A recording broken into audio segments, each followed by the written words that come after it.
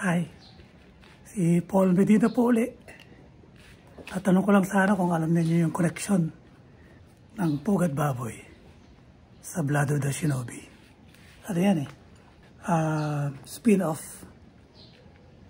Maniwala kayo at hindi. Spin-off yung Blood of the Shinobi ng Pugad Baboy. Nangyari ito 3 dekada matapos sa mga events sa Pugad Baboy. So, ano yung collection ng Book 21? Book 21 yan. 21 kasi yung sa bahay. No? Ano collection ng Book 21 sa Blood of the Shinobi?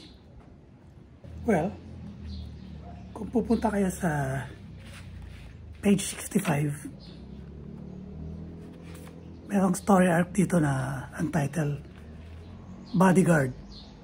Yan. Si Thomas ang bida dito. At ang binabantayan niya na bata na kailangan ng bodyguard si Chris Caldera na anak ni General Caldera. Makikita niyo siya sa page 63.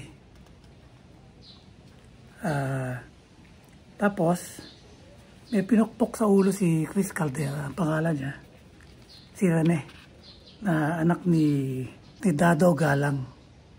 Dado Galang. Ngayon,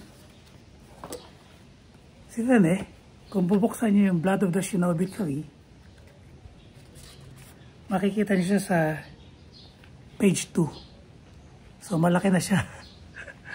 Over 30 years old na siya. At, well, spoiler, isa siyang werewolf. Kagaya ng tatay niya. Yung tatay niya na si Dr.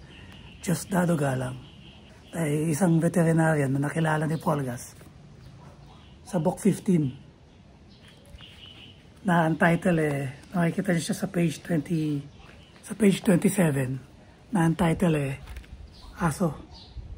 Kaya yung story arc ni Dr. Galang na siya pala yung himpaktong aso sa Mount Arayat. Yun. So, yun yung connectment ng isa sa mga connection ng Pugad Baboy sa Blood of the Shinobi. Yan. At alam niyo ba na lumabas kasi sa Book 30, mag-start siya sa page 49. Yung The New Entrepreneurs. Si Bob kasi naging successful na baker. At nagkaroon siya ng kasama, hindi naman kasambahay, kasama niya sa bakery, na ang pangalan ay si Penny. Ano siya? Small person. Huwag ko daw sabihin unano o midget, tapos daw small person.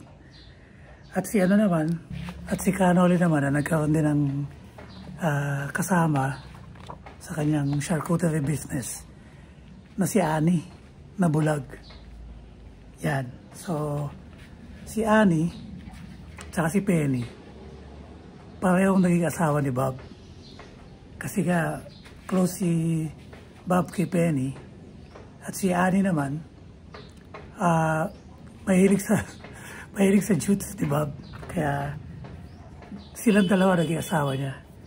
At makikita niyo sa Blood of the Shinobi 3, sa page 1, na may anak si Bob na Unano. So alam niyo siguro kung kanino siyang anak.